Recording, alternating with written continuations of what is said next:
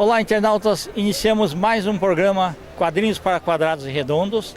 Hoje estamos num evento aí do Sketchbook e temos aí a honra de conversar com um dos grandes heróis que fizeram a alegria da garotada, principalmente na década de 70, Peledel. Então, vamos bater um papo com o grande Paulo Fukui. Muito obrigado pelo grande. Acho que grandes são vocês que estão fomentando essas coisas, né? Divulgando o quadrinho e tal. Isso é muito necessário, né? Acho que é muito gratificante também. Então eu que agradeço essa oportunidade para dizer alguma coisa que se vale a pena dizer, se é que vale, né? Então, obrigado. Ô Paulo, conta um pouquinho da sua trajetória, quando que você começou a ter o gosto pelos quadrinhos, até acontecer de você trabalhar como profissional. Isso aí acontece quando eu tinha uns 14, 15 anos. E eu lia muito gibi, meu pai dava cada bronca, porque falou, eu gastava dinheiro com essas porcarias, não sei o quê. Mas secretamente eu trabalhava no armazém do meu pai, já pegava um dinheirinho para comprar o gibizinho e tal, escondia para ler e tal. E assim eu gostava tanto de quadrinhos que um dia pensei, puxa, que coisa legal, né? Eu vou tentar reproduzir. Peguei um papel lá que a gente embrulhava pão, esse papel ruim, né? Passei o lápis, tá? Passei tinta depois, copiei cena do gibi. O primeiro que eu copiei foi do Tarzan. Aí achei que ficou legal, tá? E aí me interessei. E na época tinha vários anúncios de cursos por correspondência, então eu fiz uns 2 ou 3 e parece que deu algum resultado, né? Então depois foi só querer embarcar para São Paulo para tentar alguma coisa nessa carreira aí, né? Só que não foi tão fácil como pareceu, né? Ou parecia, né? Sim. É isso aí. De que cidade que você veio? Eu vim de Oswaldo Cruz. Na Alta Paulista. É uma cidade pequena, ela fica para lá de Tupã, entre Adamantina e Tupã. Então é uma cidade que, na verdade, não oferecia nenhum futuro para ninguém, né? Então, eu, como estava meio fanatizado por gibi, etc, então resolvi vir morar na casa da minha tia, não tinha onde ficar, etc, também nem poderia.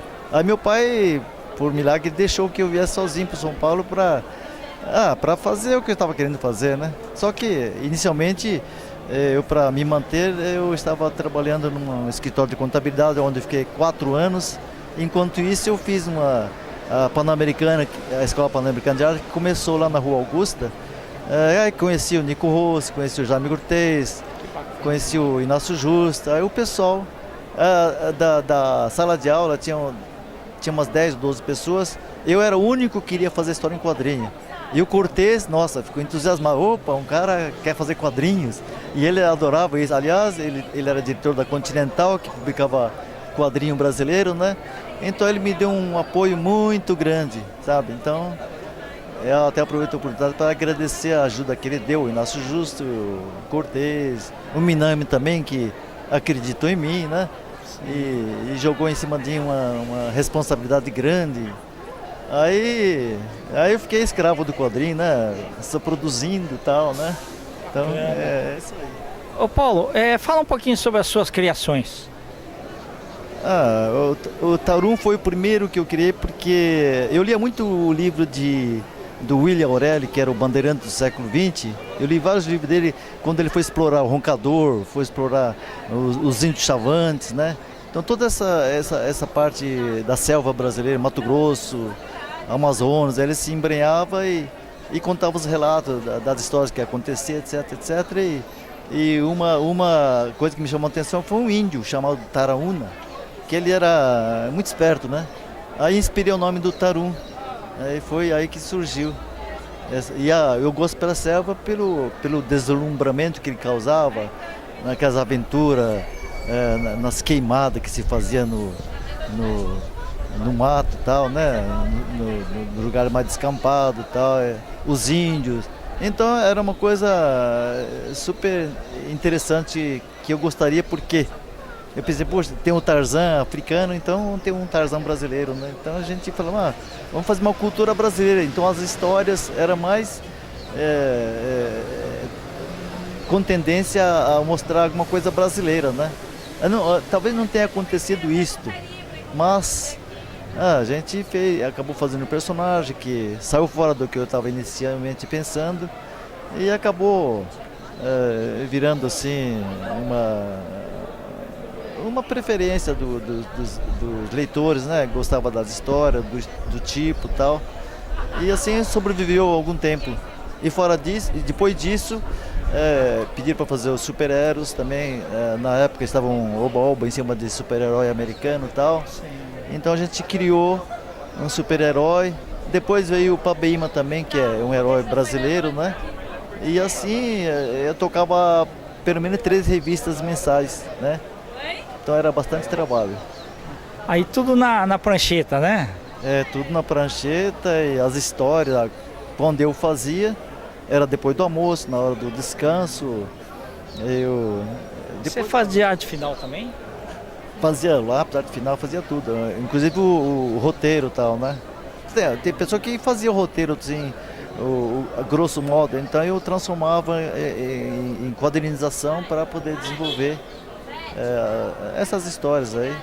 Ô Paulo, esses heróis aí, principalmente o Tarum e o Super-Heróis, você teve um pouquinho de inspiração, por exemplo, do Tarzan e também no Fantasma, no formato? Sim. Tarzan, Fantasma e super-heróis mascarados que havia na época. Então houve assim, inspiração no traje também. Então realmente existe esse tipo de procedimento eu acho que com todos os desenhistas, né? Todo mundo elege um padrinho, etc. Gosta disso ou daquilo e acaba ficando na cabeça e na hora de você criar você acaba pegando um pedacinho aqui e ali. Acho que é mais ou menos normal isso aí, né? Quantos anos você acabou ficando na Edrel? Eu não fiquei muito tempo. Eu fiquei como colaborador, fiquei uns 4, 5 anos. Depois houve um problema lá, acho que o assunto é um outro assunto. Então, o remanescente me convidou para dirigir essa parte da redação e da criação de todas as revistas da Edrel, né? Certo. Então, ele achava que eu tinha versatilidade para fazer isso, então entrei e encaramos sem burocracia, na base do vamos fazer o que tem que ser feito, né? Então não tinha planejamento assim, técnico, conhecimento, foi assim a coisa grossa, sem pensar, precisa passar para a diretoria para ver se pode ou não pode, como é que é, não é. Então não existia esse tipo de empecilho, era uma coisa que saía da cabeça, vamos fazer, tá legal, tá, então vamos lá, e fazia assim, no tapão mesmo. Talvez isso tenha sido uma coisa que deu autenticidade, porque não estava sob pressão de nenhum tipo de argumento que conduzisse para lá ou para cá, né? Então a gente fazia, o editor falava, tudo bem e tal, e aceitava e fazia a coisa funcionar. Era desse jeito. Bacana. Era a época da ditadura militar, né? Vocês sofriam censura? Nossa, era o que mais acontecia, era censura. Até alguns deles, alguma delegacia, eles fraudavam até desenhos de outras pessoas, dizendo não, era desenho que era considerado não muito aceito pela ditadura. Então eles vinham lá, vamos dizer, entre aspas, iam achacar a gente, não, foi fulano daqui, é estilo dele, não sei o quê, e vamos lá, não, cadê o cara, vamos pegar, não sei o quê. Então, aí sugeria que soltasse alguma propina, alguma coisa, e acontecia isso realmente. E muitas vezes, todas as revistas da Edrel eram ensacadas e havia assim uma tarja preta em cima da capa, então mal aparecia o título, né? Então era obrigado a lacrar para vender e de certa forma era até interessante porque o leitor ficava curioso para ver o que tem debaixo, né? Sim. Então talvez o cara comprasse muito por curiosidade, porque, se é proibido deve ser alguma coisa, sei lá, que me interessa, né? Então essa censura de fato não só prejudicou, prejudicou, mas também ajudou a fazer uma venda melhor, talvez, sei lá. Então houve essas coisas, né? Paulo, mostra um pouquinho da tua obra aí. Lá na frente? Isso, Esse aqui é um personagem que foi criado em 1968, foi o Nelson Cunha que escreveu a história. Ele escreveu primeiro um livro chamado Eram os Deuses Astronautas, né? Ou não, era Deuses e Semideuses. Deuses e Semideuses, Deuses e Semideuses. E daí pensamos, vamos fazer quadrinho, né? Então ele desdobrou alguma coisa e aqui no começo conta realmente alguma coisa que está, um pouquinho ali que está no livro, sabe? Tá. Então, nós resumimos para mostrar que era um planeta que estava se findando, então eles precisavam procurar um planeta semelhante para morar. Aí eles fizeram os foguetes, etc. E muitos cientistas avançados na época, eles criaram um cérebro inteligente, que tinha alguns milhares de anos, vamos levar para a Terra e vamos montar um laboratório e criar algum nativo, e vão implantar o cérebro no nativo para ver se vão melhorar a raça, para a gente continuar a nossa também e misturar com o silvícola do local, né? E foi feita toda essa pesquisa para ver a viabilidade de mudar daquele planeta que estava se acabando para a Terra, para eles continuarem sobrevivendo como uma raça extraterrestre, né? Então a história é por aí. E o Pabema foi fruto de um implante, um menino índio foi observado e foi visto que ele era um menino saudável, menino inteligente, então escolheram ele para transplantar o cérebro. E quando foi feito o transplante de cérebro, houve um terremoto. Aí o terremoto acabou com tudo e o menino ficou dentro de uma caverna com aquela radiação em cima durante alguns séculos. Bom, isso não sei, na prática não sei se é viável isso, mas na história em quadrinho acho que vale tudo, né? Sem dúvida, é verdade. Como é fantasia. Aí ele foi ionizado com esse raio, então ele adquiriu um poder mais do que o esperado. Por isso ele foi considerado imortal. Os índios, depois que aconteceu essas catástrofes, eles viram que havia numa caverna um menino que estava dormindo, coisa assim, né?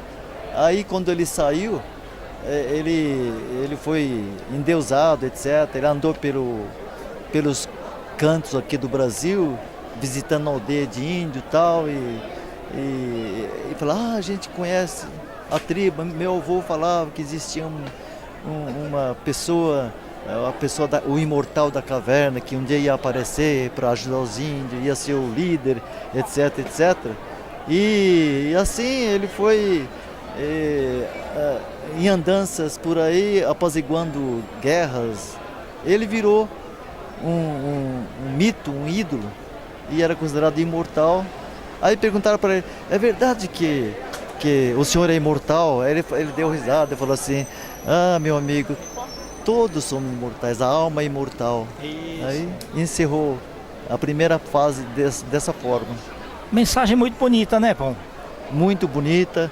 E o Cunha, na hora que a gente está com a pessoa, no dia a dia, cuidando de fazer as coisas, às vezes você não se atina que você está lidando com um cara genial, né? Depois que a pessoa se vai, aí você percebe, puxa, eu estava ao lado de um gênio e não sabia.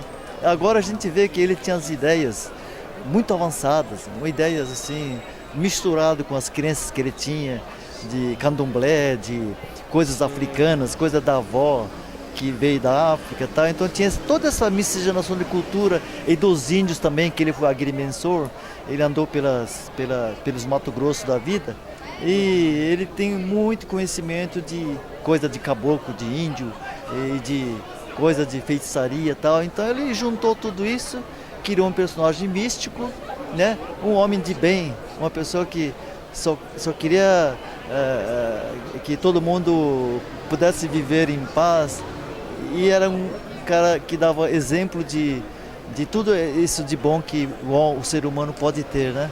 Essa é uma mensagem. Tá bom. Paulo, você quer deixar teus contatos? Telefone, E-mail, e-mail é paulo.fukui@hotmail.com. Qualquer coisa. O telefone, sei lá se... Não precisa deixar, né? Não. Depois eu passo particular. Tá bom. Paulo, muito obrigado pela tua entrevista, tá? Realmente uma raridade aqui para o nosso programa. Eu que agradeço essa oportunidade e também agradeço por me considerar alguma coisa assim que eu nem acho na verdade, mas como a gente fez parte da história na época, né? Bem ou mal a gente acabou sobrando e também sou um dos poucos sobreviventes da turminha, primeiro do hall da Edrel, né? E eu fico muito lisonjeado e grato e nem mereço tanto. Não, foi bem. Pessoal, então, com os agradecimentos ao grande Paulo Fukui, nós finalizamos mais um programa Quadrinhos para Quadrados Redondos. Um grande abraço e até a próxima.